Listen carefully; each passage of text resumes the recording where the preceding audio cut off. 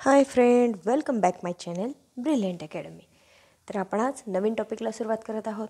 Topic आहे विभाज्यतेच्या कसोट्या म्हणजेच divisibility. Okay, आता बघा हा टॉपिक आहे म्हणजे आपला प्रत्येकच टॉपिक इंग्लिश मिडियम आणि मराठी मिडियम दोघांसाठी उपयुक्त आहे. ओके, तर आपण पुढे बघूया दोनची कसोटी, ज्यालाच इंग्लिशमध्ये आपण म्हणतो divisibility of 2. Okay,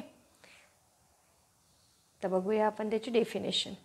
A number is divisible by 2 if the number ends in an even number. आता अशा नंबरला दोनाने भाग जात असतो की ज्या नंबरचा शेवट हा इवन नंबरने.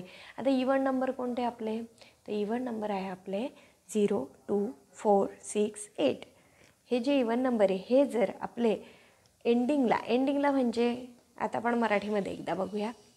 ज्या संख्येच्या शेवटी, आता शेवटी एंडिंगला मी तुम्हाला आधीच सांगितलं एंडला म्हणजे एकक स्थानी समसंख्या म्हणजे इवन नंबर आहे, तर त्या संख्येला 2ने भाग जातो. आपण एक्झाम्पल बघूया. ओके, आता एक्झाम्पलमध्ये आपण लिहिलेलं 1, 3, 2. आता लास्टमध्ये 2 हा इवन नंबर आहे. यस, इवन नंबर आहे म्हणून या संख्येला किंवा या नंबरला 2ने डिवाईड होणार आहे. त्याच्यानंतर 5, 3, 8 लास्टमध्ये 8 इवन नंबर आहे.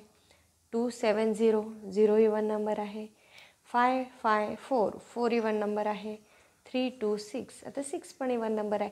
आता जसं एंडिंगला म्हणजे आपण युनिट प्लेसला किंवा वन्स प्लेसला जो काही समसंख्या किंवा इवन नंबर आहे त्याला 2ने कंप्लीट डिवाईड होतं म्हणजे पूर्ण भाग जातो. मराठीत सांगायचं तर निशेष भाग जातो.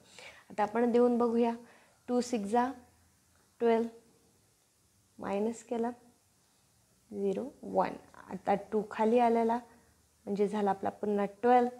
2 6 12 रिमाइंडर 0 0 0. तर रिमाइंडर 0 येणे म्हणजे निशेष भाग जाणे. ओके, तर अशाच छान छान व्हिडिओसाठी आपल्या ब्रिलियंट अकॅडमी चॅनलला लाईक शेअर सबस्क्राईब जरूर करा. धन्यवाद.